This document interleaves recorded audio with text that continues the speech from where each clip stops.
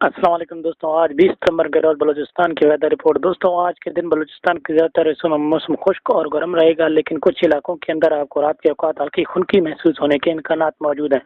कुछ इलाकों के अंदर लोकल डेवलपमेंट बनने के चांसेस भी मौजूद हैं। सबसे पहले पंजगूर की बात करें तो इक्का दुक्का मकामात पर आपको हल्की बादलबाजी और गरज चमक के साथ बारिश के इम्कानात मौजूद हैं, लेकिन महदूद है पैमाने पर।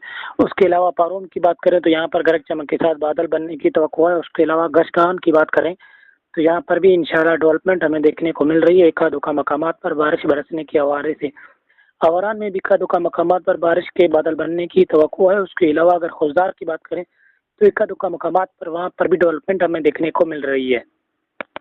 अगर हम योब और शेरानी की बात करें तो यहाँ पर भी इक्का-दुक्का मकामात पर डेवलपमेंट महदूद पैमाने पर हमें देखने को मिल रही है, लेकिन आज के दिन के औकात मुख्तलिफ इलाकों के अंदर जो बारिश के इम्कानात थे यहाँ तक महदूद थे और उसके अलावा कोई ख़ास एक्टिविटी हमें बलूचिस्तान के अंदर नहीं मिल रही है।